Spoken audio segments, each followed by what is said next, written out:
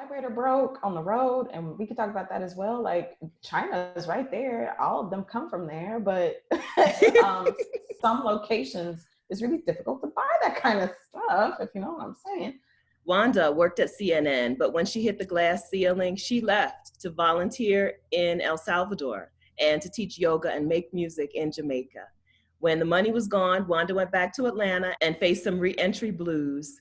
Now Wanda lives in Southeast Asia, and she says she's gone for good. I'm excited to talk to Wanda about the lessons from her sabbatical in 2010 that made her 2015 transition so much smoother. Welcome to 12 Days of Career Breaks. I'm Stephanie Perry of Vicarious.com. I'm ROSHIDA DOWE of sheetasonballoons.com. We're interviewing 12 Black women who took time off work to travel. We're talking making big moves, pushing through fear, and living your best life. So make sure you subscribe to both of our channels and turn on notifications so you'll be notified when we post the next video. Welcome, Wanda. We're so excited to talk to you. Where in the world are you? Malaysia. Malaysia. Yes, I'm in Malaysia. That's bushy Malaysia. Okay, we're starting off with some fun from our sponsors, House Party the Game. House Party is a trivia game, 90s, and then there's also a 2000s edition. So let's get playing. Got a 99 Right now. and a 2000. This is where it starts. You ready, Wanda? Okay. All right, I'm gonna pick two cards from the deck, and I'm going to challenge your 90s knowledge. Are you ready? All right, let's do it. All right. Which 1998 romantic comedy starred Jada Pinkett Smith as a feisty man magnet who turns the life of a straight-laced law clerk upside down on the first date? Okay, so the first one that came to mind was the Tupac movie, which I wasn't allowed to watch, so I don't remember the name of that.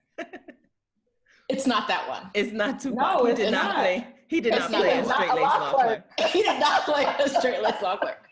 He was not No. a law clerk.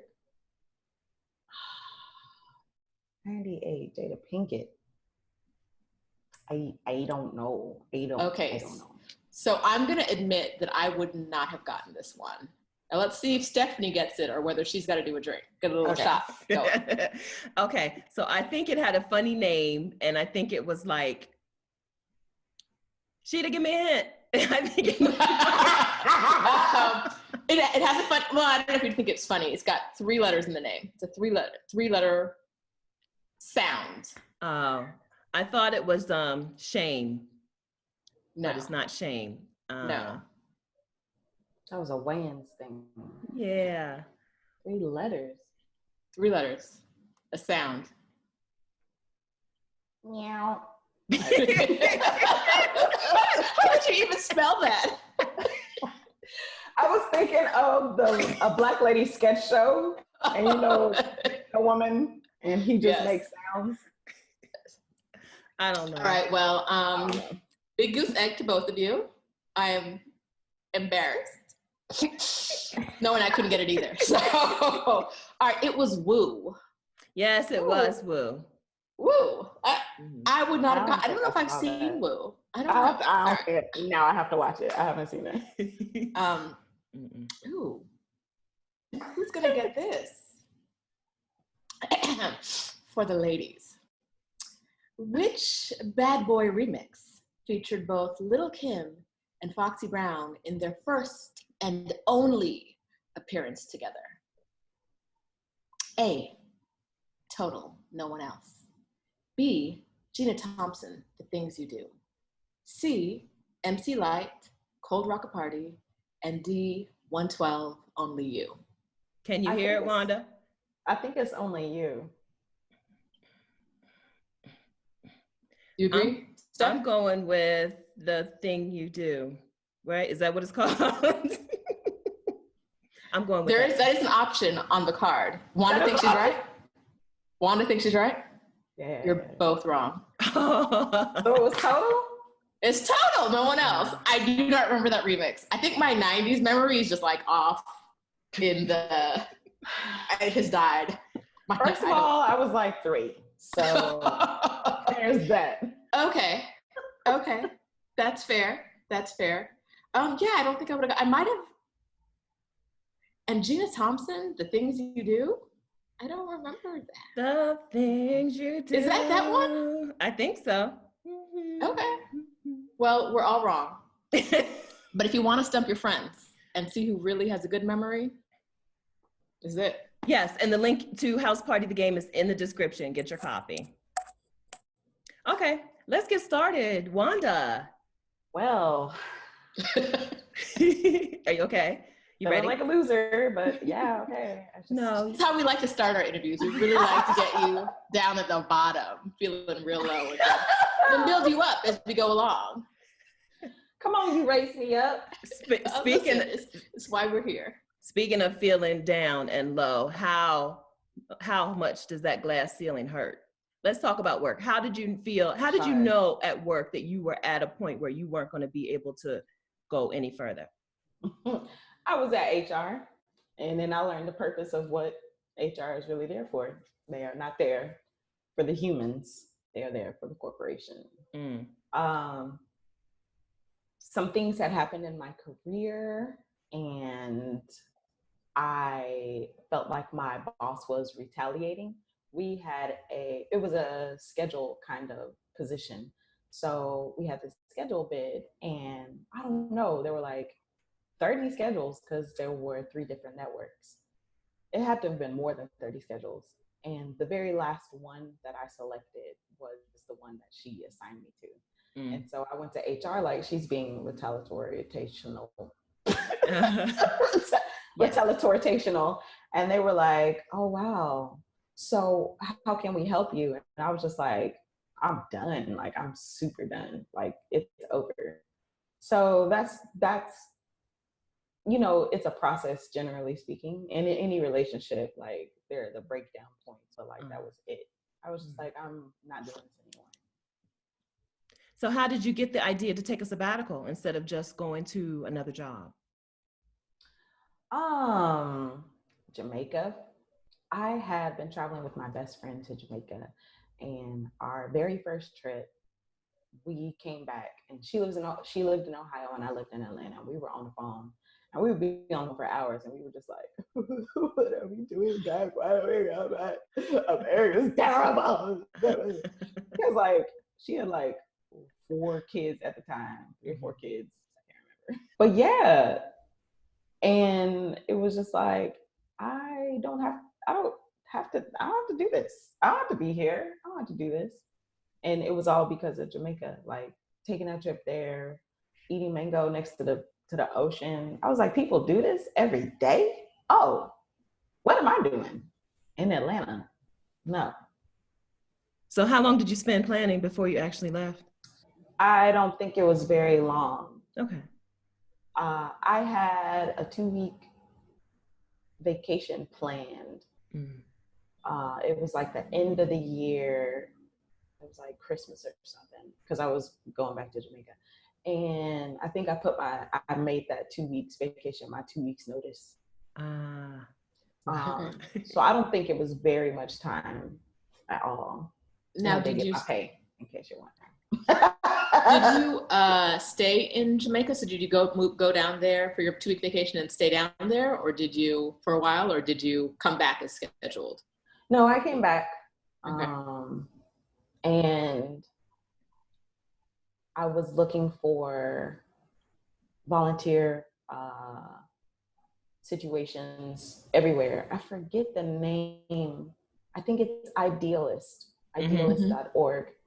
And they have like a bunch of nonprofits all over the world. And the opportunity that spoke out then was in El Salvador. So I came back from Jamaica and I spent a little bit of time like getting my mess together, like selling my stuff and all of that stuff, and then went down there.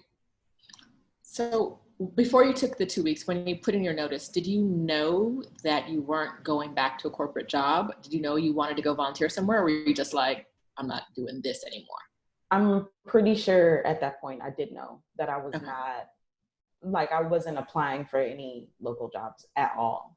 Okay. So I'm pretty sure like I was planning that before I left for Jamaica. Yeah. Your trips to Jamaica have been with your girlfriend. So did you have solo travel experience? How did you feel so comfortable just going to El Salvador? I solo traveled a bit in the States. Like I would travel around. I was doing like music, technology stuff back then. So I'd like go to California. I went to South by Southwest in Austin. Actually, I went with a friend to that. But California was by myself. DCU by myself. Like driving distance from Atlanta, I've been to the Carolinas and down to Florida. So I'd done some road trips and like some flying alone. But I wasn't scared at all about going to El Salvador by myself. Other people were scared for me. They were like, "Are you a drug mule? Like, why El Salvador? Like, what? Why there? Why going there? Like, so." It's one of the things we hear from people a lot is either people projecting their fears onto them or these sort of ridiculous notions of the reason you must be trying to live outside of what societal norm is has to be something kind of wild. And aside from that, it's like CNN, like that is the top of a lot of people's careers. Other than that, it's local news, and like the pay and the benefits like aren't as good as CNN. So a lot of my friends at the time, they were work friends, which I didn't know. Spoiler alert. Yeah. Well, work friends are your work friends. Definitely been there. Yeah. But yeah, they were just like, what's going on? What are you doing? Like, people don't leave. Like, What was the thing? So a lot of people want to do what you did, but what was the thing that got you out of the door? It was that. It was just like not being treated like a human. It was complete disregard for specific circumstances. It was changing people's perceptions and not being able to. A lot of people had been at the company since it started, like 20 something years ago. And they had foul attitudes. And I guess it was even worse before HR came in and like did people training, like, hey, don't talk to people stupid. Cause like they would do that constantly. And I would speak up like, hey, I'm sitting right behind you. Like, I heard what you said. Like, you don't have to talk to me like that. So of course that ruffled feathers. And then like I had my afro and, you know, like I had my afro, like it wasn't this TWA. I guess that's what the girls are calling it these days. That's the lingo. But yeah, so just like my presence was pretty rumbling, but you're oblivious to that because you're just like in your own skin, living your own life. You know, so what kept you at CNN as long as you were there? Since it doesn't sound like it was a good situation, why didn't you leave earlier? I mean, it wasn't that long. It was like 5 years. I got my first promotion after 6 months, and I was looking for my next promotion 6 months after that. And it was like what I went to school for, and I needed a job and it paid well enough. Yeah. And I was working on my own stuff on the side as well. I've always been like a side hustler. I don't know, I just feel like Black people do that. You know, you got the auntie next door that does a candy shop in the front. When you went to El Salvador and Jamaica, did you call it a sabbatical or like a mini retirement or career break or anything? No, because those terms to me kind of indicate a return.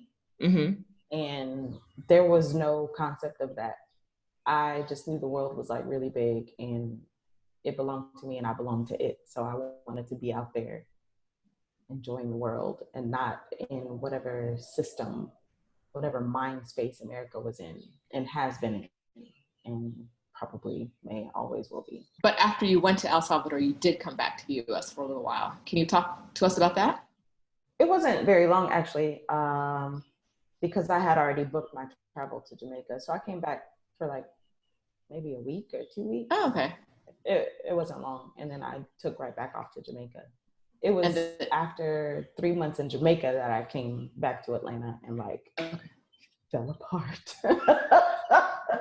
Okay, can you talk to us about falling apart? Yeah, I was just like, maybe it's me, maybe I'm So what happened was I encountered my decision of faith. So I either had enough money for a return ticket to America, or I could continue to figure things out and pursue music and teaching yoga, whatever else I was doing down there, and extend my visa. And I had some voices in my head and I was not listening to myself, and I came back, and you know how that goes. So I spent some years marinating on that lesson. And I was like, I'm just gonna like hunker down. Like, my condo was foreclosed on.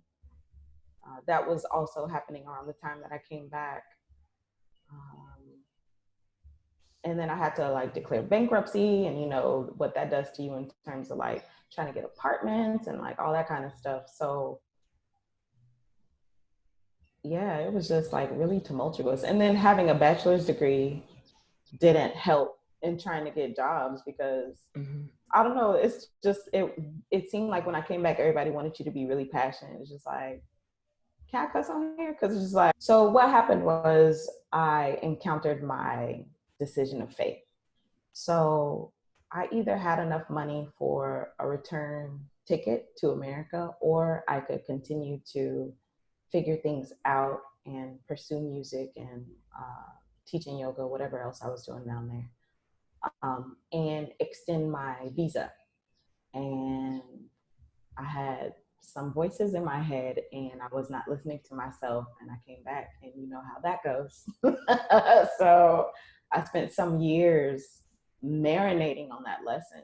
Like, I just want a job. Yes. Just cut the check. Like, I just want a job. Like, you need a body. I'm going to do the work that you hire me to do. Just let me do the job. Like, so what happened was I encountered my decision of faith.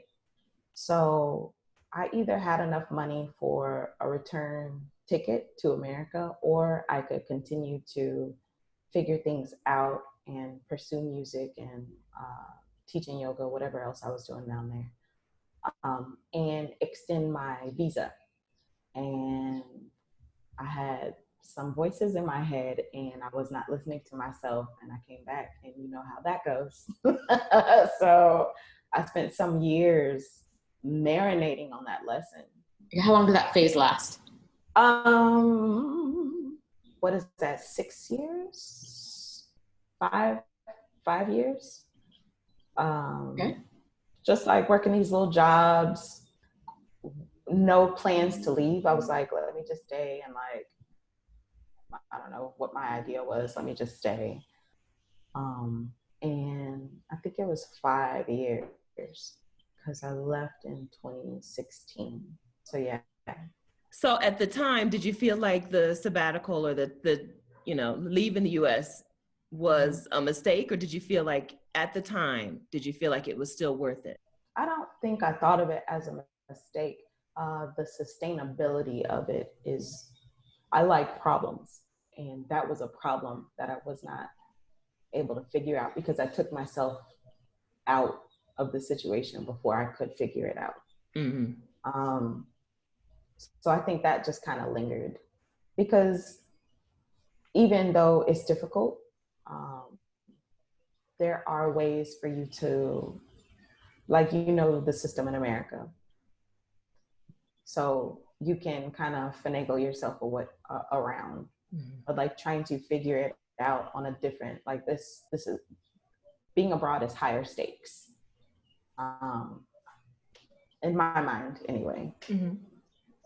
So I don't think I thought of it as a mistake. It was just part of the process, I suppose, of me trying to like learn and live this lifestyle that I was trying to bring into my actual life, take from my mind into my life.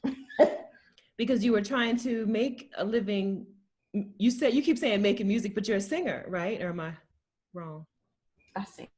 Okay, because you say it real general, like, but you're a singer, yeah, and I think you're a singing coach too, right? You're really secretive about that. Am I? I think so. I had no idea you were a singer, but I knew your voice was all like Wanda's in my ear and I love every minute of it. I didn't know. Just throw this thing on. I brush it off with a little tea every now and then. No, I've shared, I don't know. Maybe I am. I have coached. I've stopped coaching. I was coaching in Penang for the last year. Mm-hmm. Not online, so it was like in person. Like there were 2 different shops I was teaching at, and it's kids and like some adults, but they ain't really serious. Malaysians or travelers? Yeah. Well, they're not travelers. They are primarily Chinese Malaysian.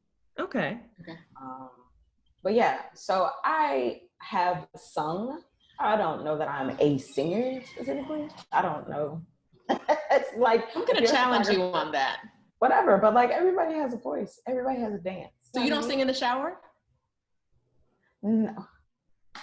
Asian showers are just like a different kind of well, yes, that is true. Really like no, it's not like you're not hanging out in there for 30 minutes. I get it.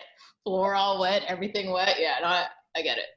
No socks in the bathroom ever. It's just like, no, it's just different. No mirrors usually. Yeah. No. Speaking of which, how's Malaysia? How do you like Penang? How did you like Penang? Yeah, how did you choose that as your hub?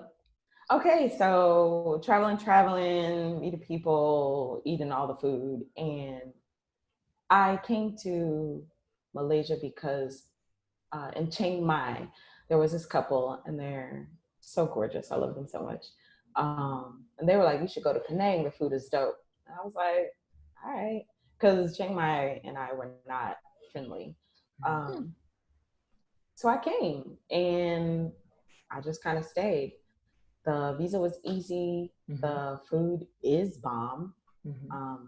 You get to eat like 3 different types of local food, and it's all local versus like in Thailand where there's only 1 local food and then the rest of it is foreign. And then like I went to a couch surf meetup, and they do that heavy here. They meet absolutely every Friday. And I went and I met like local Malaysians, and they were just like really witty, and I could have local friends here because pretty much everybody speaks English, especially the younger generation. And that's really important to me, like being able to communicate with people. So yeah, it just kind of, it has been a good fit for the amount of time that I've been in Asia. Okay. Malaysia is a place where I'd like to give another try. When I first left, I thought that I was going to travel around for a while and then stick to Malaysia. But I got to Malaysia, and that humidity was unlike anything I had ever experienced in my entire life. I've been to New Orleans in summer. I've been to Houston in summer. Malaysia, that's when I learned that humidity is relative. It's not just humidity. It's like relative to the area or whatever. So it drove me out. And so one day I'd like to come back because the internet is fast. It's got all the things, right? Yeah. The internet's fast and it's it's not like food is Vietnam fast. Yeah. Well, my experience in Kuala Lumpur anyway, maybe Penang, yeah, but in Kuala Lumpur, that I remember sitting in that hostel and everybody was like, "This internet is so fast." And we're streaming stuff. I'm downloading stuff. I'm like, I want to do everything while I'm here. Yeah. Yeah. I definitely had a good experience in Kuala Lumpur, but like Stephanie said, it was the humidity where I was like, I don't even want to leave this hotel. I just want to stay here all day, and that's not why I'm here. So, yeah. So Chiang Mai is like in the mountains, and so when I came down here, I was like, I've landed on the sun, literally on the sun. It is so hot, and if you are like into touristy things, it makes it hard. So like I would carry around an umbrella for a while during the day because that's what like locals do. But it's just like drenched, like so many showers because I do not like being sticky. So it's just like, but we found a way to survive. Find a way. Speaking of the experience of traveling and all the good and the bad, have you tried dating while traveling? And if you have, tell us. With that face? You ain't gotta lean in. Stephanie, you ain't gotta lean in. I want to hear. Come on. Well, if you Yes. I am a very sexual lady. Yeah. And so I was trying to get mine on the road. All right now. And it's just like, it's been difficult in Asia. I wasn't really trying in Europe when I was over there or whatever. But a lot of the men that come here, first of all, are, and I can't believe I'm going to say this because all God's creations are wonderful, but they are hideous. And that's why they're selling. They're hideous. And they just happen to have like a little bit of privilege coming from whatever home countries. And so, and I'm not going to knock the hustle, but these Asian chicks get with them. Yeah. It's whatever, but that's not my situation. So, especially in Chiang Mai, and I met some huggers, and it was just like, go get swaddled by your actual mother. Like, I'm not here to swaddle you. We're getting sweaty, and I'm taking a shower and going home. Like, I don't get like literal huggers. So I think someone was actually. You're talking about actual hug. You lose me. Like, you seriously lost me. You're mad because he's hugging you, Wanda. Take it out. What are you doing? Take it out. Sorry, did you say take it out? Yes. So you're just looking for wham bam, thank you, ma'am. But well, you know, not necessarily, but my vibrator broke on the road, and we could talk about that as well. Like, China is right there. All of them come from there, but some locations it's really difficult to buy that kind of stuff, if you know what I'm saying. I'm like, it just gets stuck up in there, and I need help to get it out. And so, Wanda, I'm gonna try to corral you just a little bit. I love it. So it's not it's real. It's real, ma'am. But it's just like, I need a penis, and you're here, and that's what people do, right? So in your group, just yesterday, I think we had a quick conversation. Wanda has a Facebook group called Black Women Digital Nomad Entrepreneurs, which I'm a member of, and I would recommend joining the group if you are a Black woman digital nomad entrepreneur, or if you want to be. But in the group yesterday, we had a conversation about women saying that they're not getting attention from men, but you're not having the problem getting attention from men. You're just having a problem getting. No, because again, like, I'm just a regular ass. I'm not light skinned. I'm not dark skinned. I'm just like middle of the road Black woman. And a lot of the men that come to Asia are looking for Asian women. Yes. And then a lot of the dudes, the Black men that come here, you know, they be on there, whatever. They're not necessarily looking for a Black woman either. No. They're open to whatever. Mm-hmm. And some like won't even look at you. So it's not that I couldn't get attention. Wait, what is it? It's not that I was getting attention. It's that the ones that I was able to get attention from. The Germans, right? It's the Germans and the Dutch. It wasn't Germans. What is a couple dudes from Israel. We was on a date and he's trying to get into Palestine. What? Okay. He's trying to debate Israel versus Palestine on the date. Oh. Okay. What about, you said you were going to make Malaysian friends. Can you make Malaysian penis friends or not? Girl, Muslim country, no. They will stare. Yes. So this is also what happened in Malaysia. Like my first night here, I was on the Strip in Penang, which is funny because it's tiny, but I was just like walking around with my little selfie stick, like, oh, what's this town about? Like, let me look around because the sun isn't out. It's still hot, but the sun isn't out. And an Indian dude was like, how much? And I was like, for your mother? Like, how much for what? Who are you talking to? I have a selfie stick. What makes you think? I'm not making eye contact. I feel like people who are in that business.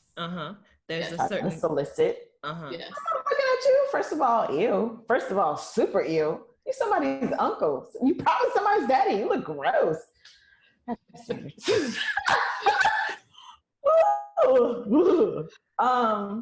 So there's Indians Chinese, and Muslim Malay people. Okay. Ain't nobody trying to dish it out. And a lot of them are shorter than me. It's like, you can't even climb this tree, let alone shake it. And then there's the Nigerians and before we go down too far down the road. What I will say, let's come back up the road a little bit. Black American men, they may not love you, but they will have sex with you like they love you. It's true. It is true. That's not been my experience traveling. My experience traveling is the Black American men do not look at me like I'm wearing like an invisibility cloak. But that's traveling. I'm talking about back home. I'm not talking about I thought you were talking traveling too. You know, they're a little bit different. They're a little bit different. The ones who make it out. You said they need to cook a little bit longer. They gotta cook. Or we gotta throw the whole rice out and start over again. I don't know. They gotta cook. They ain't there yet. Wanda, we talked about where dating didn't work and how you've had some trouble in a Muslim country in Malaysia. Have you had success dating anywhere that you've lived? How was Jamaica? Any other places that it wasn't all bad? Now, girl, Jamaica now.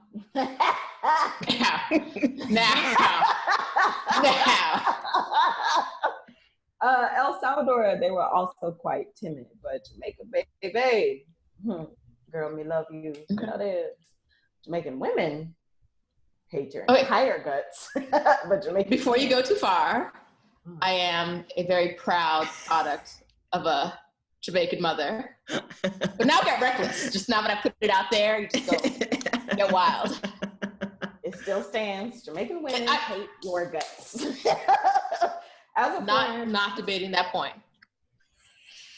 But Jamaican men, I mean, they probably got like a wife and some kids, a couple families. They probably got a couple families, girl. Yeah, more than likely, but they'll still, they will take it out. They will. Sheeta. It's a process. It's not just take it out. It's like a process of.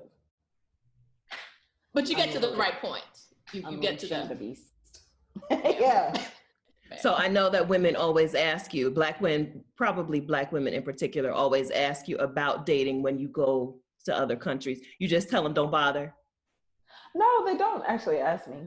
Oh no, people ask me that all the time. What, really? You know, if I go right, I'm not getting what I want here. If I go out of the country, if you know, what country should I go to if I want to find a man?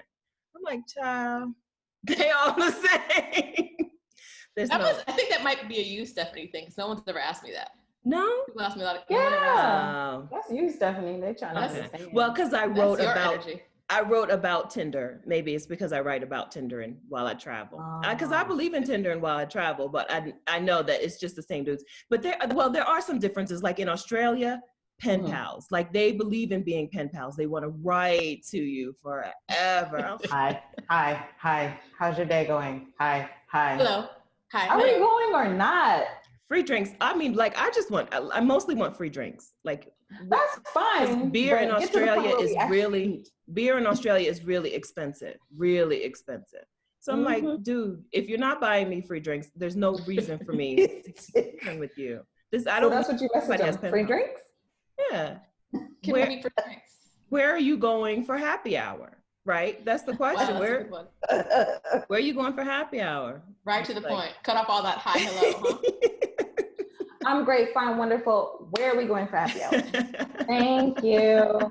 Thank you. Still didn't work. Okay, so I think I want to switch gears and ask another question that I get asked a lot, which is, what do you do with your hair? How do you handle your hair? Black products, all that other stuff. So I had long, luxurious locks. Okay. And I found that the heat over here was drying them out. Like the ends would start breaking off. It was bad. And I tried a bunch of different stuff, but it didn't really work for the locks. Not really, because they were never like I just felt like they were never fully moisturized, like they were getting hard. Mm-hmm. But I would try stuff that you could find anywhere. So like aloe vera.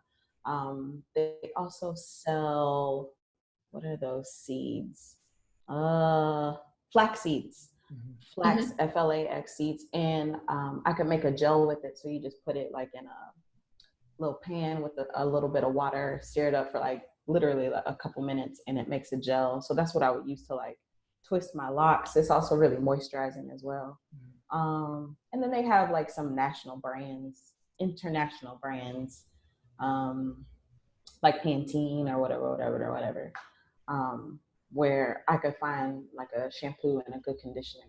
Conditioner has been like super important. So that's what I do now. A little coconut oil in that thing, a little water, and keep it moving. So like it's much better now that I've tried it. But if you lived somewhere else that was not the surface of the sun, do you feel like you could have kept your locks? Probably.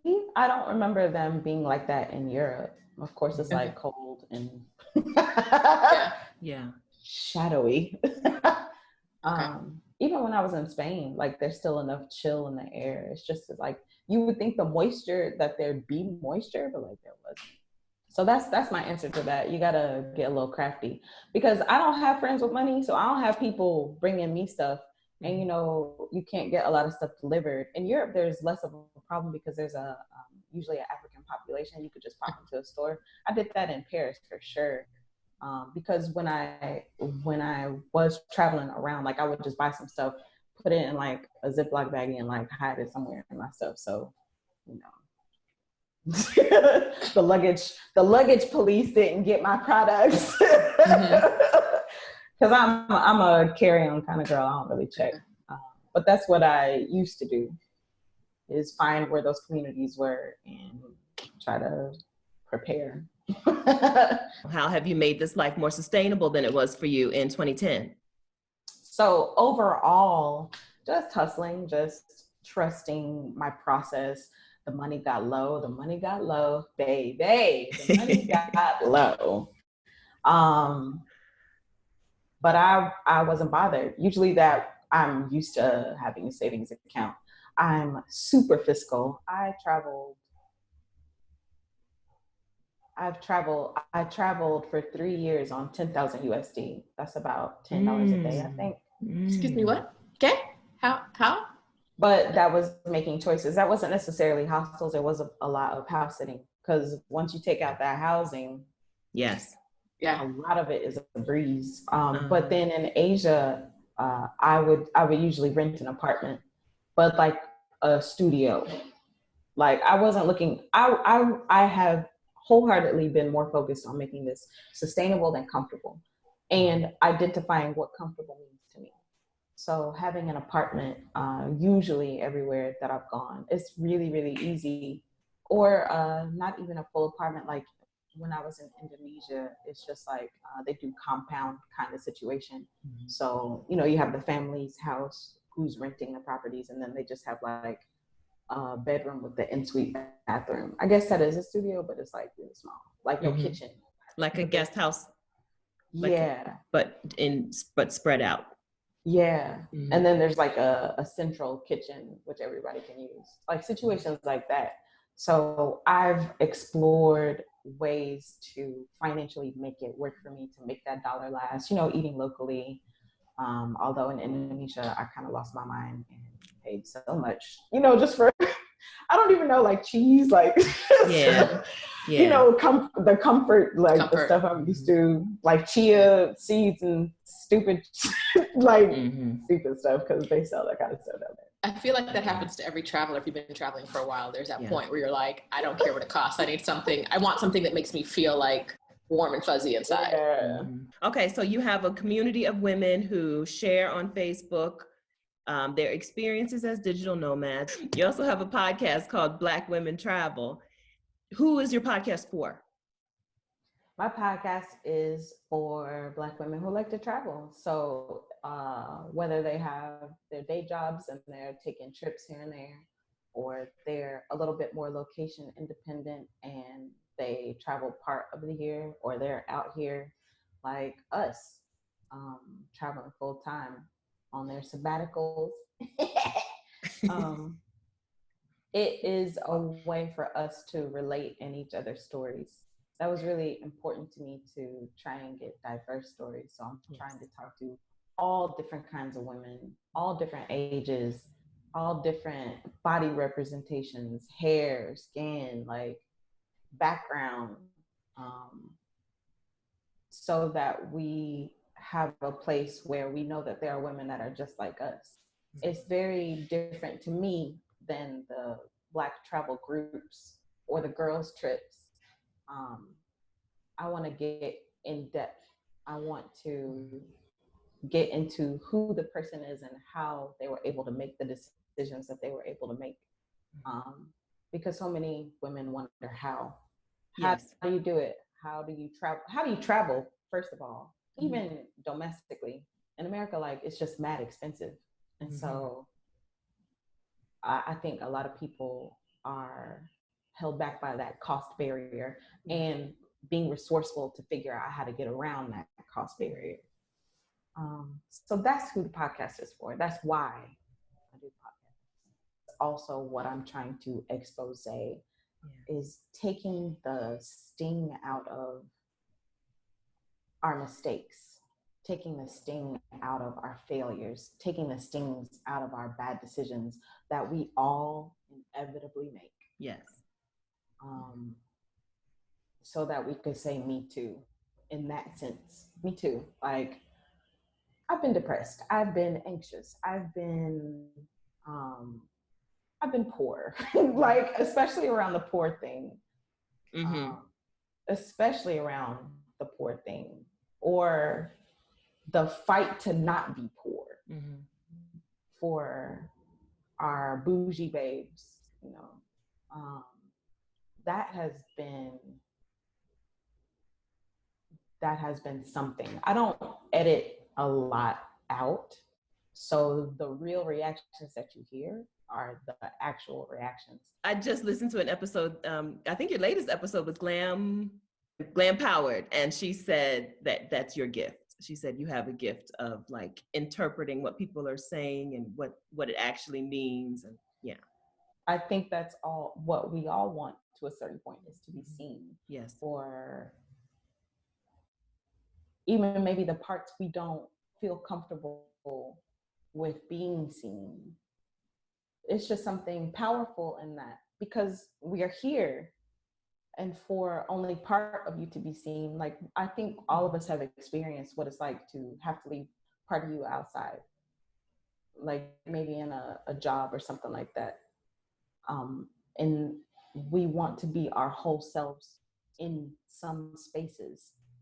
And so I'm playing around kind of with that, because it's just like, we're selective as well. It's just like, well, I don't want you to see because I don't like you, you know, like type of thing. But yeah, I think that's important. I think that's what makes us human. I think that's where the actual connection comes through, is from us connecting with the things that are actually being said and grappling with that. Before you moved abroad and before you took your first foray outside of the US for the long term, what was the hardest decision you had to make? Were there logistical hurdles, anything that you had to move around? So I remember before the very first time, I was sitting on my bed in my room, because that's where beds are. And I was like crying, and I was just like looking around at my stuff, and I was like, I don't need any of this. But when it came time to part with my stuff, that was really difficult. I'm a bed girl. I invested in a bed and really nice sheets, because that is my jam. To this day, that is still my jam. Give me a fitted sheet, a flat sheet, give me my comforter and my duvet, and like 80,000 pillows. And that is my own little personal heaven. Something else I had a hard time parting with were my books. I was destroyed parting with my books. those were the logistical things, like letting go of the bed, letting go of the books. I don't know, it was just like really sentimental. Like kitchen stuff can go, I'm not so worried about that. And then like family photos and stuff. So like a friend is keeping them for me now. Okay. But it was the things that had sentimental value that were meaningful to you in your apartment, in your home as you lived. Okay. I'll tell you, I don't know when the movie came out. I was never a movie person, but I started getting into movies, and like I started through the IMDb like top 100 or something like that, just watching movies that people said were great. You know, they're all white movies, but so Benjamin Button came up somewhere along there. I don't know that it's on that list, but there's this scene where the father is writing to his daughter that he has not been able to be around because he's regressing as a person from old to young. And he says, no matter where you are, no matter what you're doing, you can start over. And I don't want you to be afraid to start over. I don't want you to be afraid to live a life that has meaning for you, to see things that startle you, to go to places, whatever. And then you see like this montage of his travels, of him like working as a ticket clerk, you know, for the gates that open and close. And he's like wearing a ticket and like brushing his teeth by a river. And it spoke to the mundaneness of life, and it also spoke to you're having a choice in what that mundaneness is. And it doesn't have to be the mundaneness that you're used to. And that was really, really powerful for me. And that was also part of what was playing in my head when I was on my bed, not wanting to let go of it. And like bawling my eyes out, being like, I don't have to do this. And this is not for me. Okay. I wanted to follow back up on one thing you said earlier. It was the $10,000 in 3 years. I think we need to really dig into that a bit. Where did you go in those 3 years that you managed to spend only $10,000? So I was meant to start in Japan, but baby girl actually was on a buddy pass, and it was around Christmas. And that was never going to happen. I went to the airport like 3 or 4 times. And they were like, no. So I went to the desk agent and I was like, what's really good? Where can I go? And they were like, London is wide open. And I was like, guess who's going first class?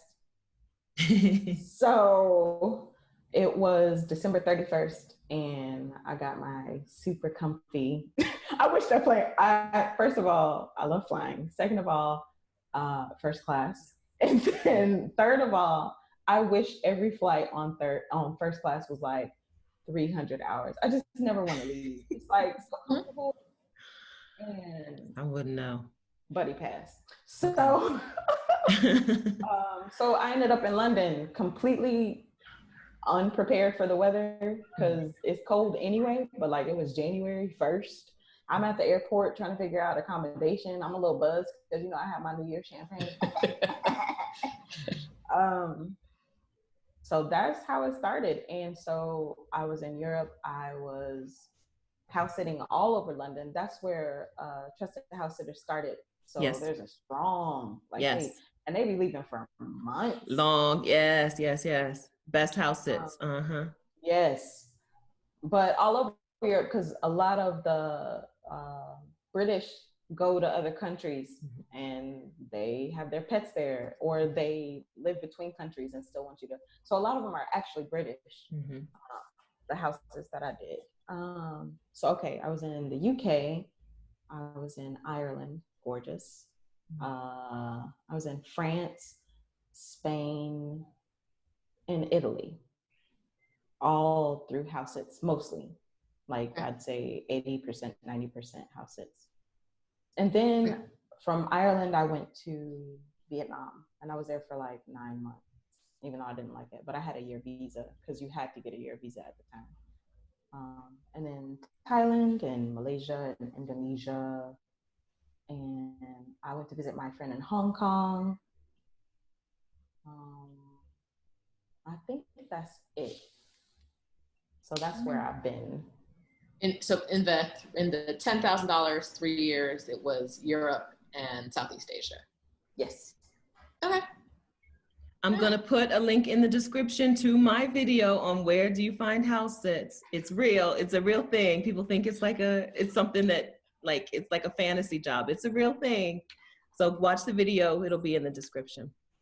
And every time I hear someone talk about it, I'm like, why am I not house sitting? Why am I mean, if you're in a place like in Asia, they don't really do that.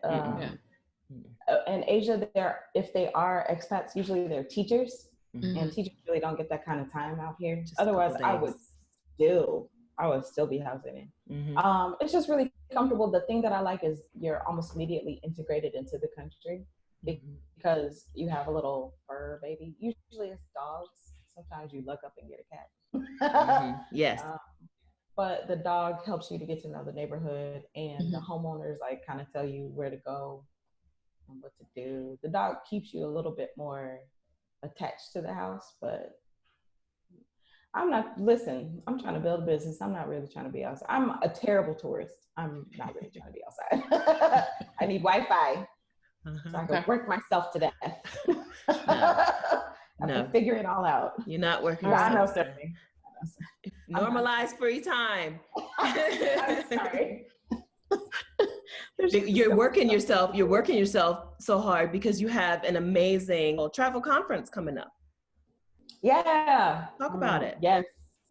Woo. So talking to these women, and I'm like, why aren't some of these gorgeous minds all in the same space at the same time from the podcast? And I was like, I could do that. So that's where the Black Women Travel International Black Women Travel Jubilee came from. Is this idea of all these Black women, especially from the Facebook group and from the podcast, who are trying to figure it out, trying to get their lifestyle to the place that they want it, to improve the quality of what they're already doing a lot of times. I want them to have a place to come to where we can learn from each other, because white people are great somewhere sometimes, because that's the thing is when I was doing all of my we just do it different, and we do it better a lot of times, and we create a lot of trends, and that's right. They get the credit for it. We can build our own stuff. Yes.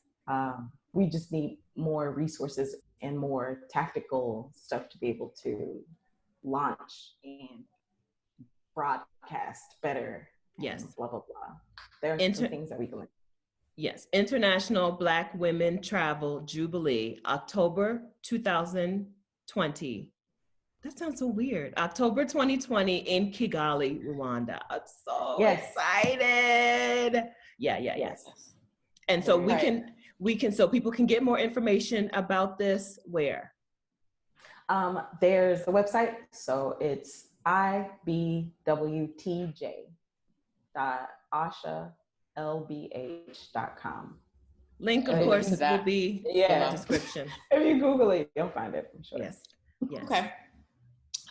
So you have adventured out into the great unknown twice, that big wide world. Do you have any advice for women who are thinking about taking the leap, but are either too scared to do it, or they don't know if it's the right choice for them? Any wise words? It is the right choice for you, because I'm sure it's been banging around in your brain for a while. So it's for you. You are afraid because you don't know about the sustainability of it. The thing is that because you are going to put your attention and your focus into this, you will figure out a way, because we all do. We figure out a way. So my advice to you is to take a step, and it doesn't necessarily matter what step that is, because all the steps that you take are going to lead you to where you need to be anyway. But you do have to pick that foot up and place it back down and repeat over and over again. So don't get caught up too much in the details. of like what bag and like shoes and what should I pack for this trip. Don't get caught up too much in that. Focus on the sustainability, because you can always buy stuff pretty much everywhere except for bras from my busty girls out there. Yes, that's true. But I have figured that out as well. That's true. But you got to take a step. The longer you sit there going back and forth with yourself over if this is right for you and how am I going to do it, the longer you sit in fear and the longer you allow the fear to control your life. And what kind of life is that? So walk it out. Walk it out. Walk it out. Perfect, Wanda. Thank you so much for sharing with us today. I really appreciate what you're doing. I love being online friends with you, and I can't wait to be real life friends with you. So I'll see you in Rwanda if I don't see you anywhere else before then. Okay. Tell everybody, please, where they can find you, where they can follow you. Hi, I'm on everything. I prefer Twitter or Instagram, but I'm usually on my podcast account. So that's BWT Pod on Instagram and Twitter. Reach out. I would love to talk with you and connect. Perfect. Thank you so much. Thank you. Thank